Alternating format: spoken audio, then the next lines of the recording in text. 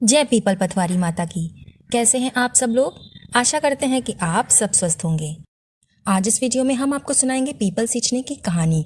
कहानी शुरू करने से पहले अगर आप हमारे चैनल पर नए हैं तो हमारा चैनल प्लीज़ सब्सक्राइब कर लीजिएगा और बेल आइकन प्रेस कर दीजिएगा ताकि आपको हमारी सारी वीडियोस टाइम पे मिलती रहें। तो चलिए कहानी शुरू करते हैं।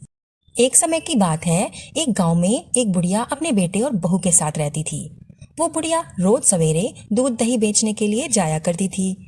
एक दिन वो बुढ़िया बीमार थी, उसके पैरों में बहुत दर्द हो रही थी। तो उसने अपनी बहू से कहा कि बहू, आज मेरी तबीयत कुछ ठीक नहीं लग रही है, मेरे पैरों में बहुत दर्द सी हो रही है। अगर आज मैं दूध दही नहीं बेचने जाऊंगी तो ये दूध दही तो खराब हो जाएगा। तो एक काम कर, तू आज दूध दही बेच कर आ। बहू उसकी बात मान गई।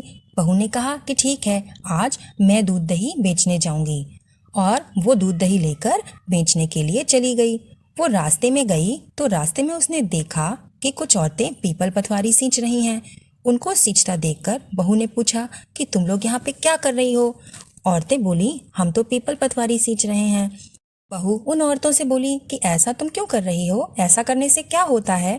तो वो औरतें बोलने लगी कि इससे अन्न और धन प्राप्त होता है, 12 वर्षों का बिछड़ा हुआ पति भी मिल जाता है, अगर तुम्हें कोई संतान नहीं है तो संतान भी मिलती है, जीवन में खुशियां आती हैं और घर में सुख शांति आती है। तो हम रोज वैसाख में पीपल सींचने के लिए यहाँ आया करती हैं। तो बहू बोली, अगर ऐसी बात है तो तुम तो पानी से सींचती हो, मैं तो इसको दूध से सींचूंगी। बहू रोजाना दूध दही बेचने के लिए जाती और रोज दूध को पीपल में और दही को पतवारी में सींचती। सास दूध दही का दाम मांगती तो वो कह देती कि महीना पूरा हो जाने पर मैं लाकर दे दूंगी। ऐसा करते करते बैसाख का महीना पूरा हो गया। पूर्णिमा के दिन बहू पीपल पतवारी के पास जाकर बैठ गई। पतवारी ने पूछा कि तुम मेरे पास क्यों बैठी हो? बहू बोली कि सासू माँ, अगर मैं घर जाऊंगी तो वो दूध दही के दाम मांगेंगी। पीपल पतवारी बोली कि मेरे पास दाम कहाँ रखा है, ये भरा डींडा पान पतूरा, इसको ले जा तू। बहू ने वही ले जाकर कोठरी में रख दिया और मारे डर के अपने ऊपर चादर ओढ़कर सो गई।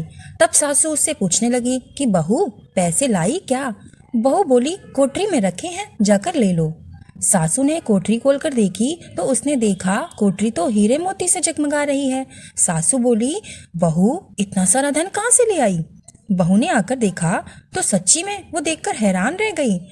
उसने देखा कि कोठरी तो हीरे मोती से जगमगा रही है। बहू ने तब अपनी सास को सारी बात बता दी।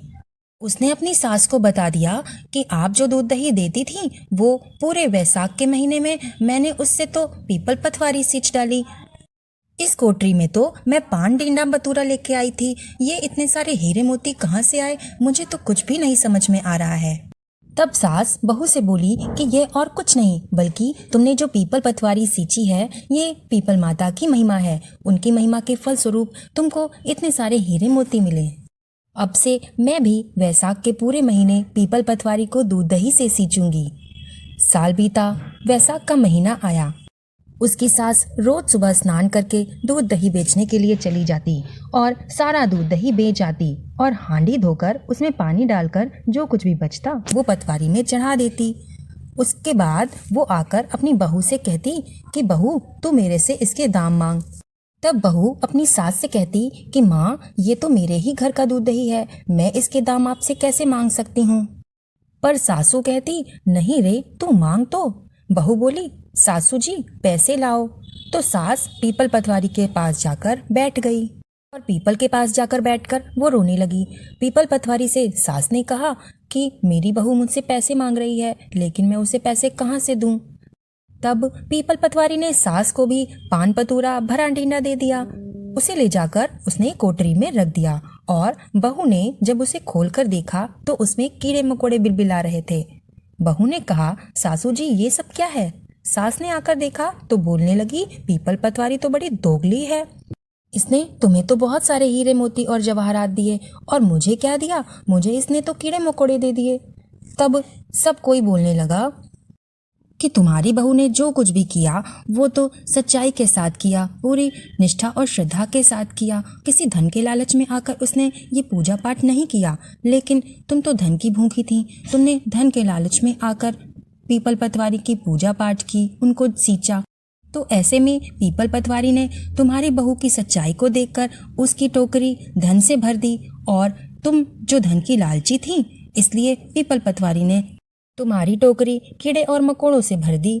इसलिए कहते हैं कि पीपल पतवारी माता की पूजा सच्चे मन से और दिल से करनी चाहिए। किसी भी धन के लालच में अगर हम किसी भी भगवान की पूजा करेंगे तो वो हमारे साथ ऐसा ही तो करेगा। तब बुढ़िया को बहुत पछतावा हुआ। उसने पीपल पतवारी माता से क्षमा मांगी और कहने लगी कि अगले साल से मैं वैसाख के महीने में रोज पीपल पतवारी की पूरी श्रद्धा के साथ पूजा करूंगी और उनको जल से सींचूंगी। हे पीपल पतवारी माता, जैसा तुमने बहू को दिया वैसा सबको देना और जैसा तुमने सास के साथ किया वैसा किसी के साथ भी ना करना। जय पीपल पतवारी माता की। आपको ये कहानी कैसी लगी हमें कमेंट में ज़रूर बताइएगा। आपको हमारे चैनल पर वैसाख माह में सुनी जाने वाली बंदरिया की कहानी भी मिलेगी। आप वहां जाकर वो कहानी भी सुन सकते हैं। इसके अलावा और किसी भी कहानी को अगर आप सुनना चाहते हैं तो सारी कहानियाँ, हिंदू धर्म से रिलेटेड सारी कहानियाँ हमारे चैनल पर आपको मिल जाएंगी। आप वहाँ जाकर देख सकते हैं और उन्हें सुन सकते हैं। वीडियो को लास्ट तक देखने के लिए आपका बहुत बहुत धन्यवाद। आपका दिन शुभ हो।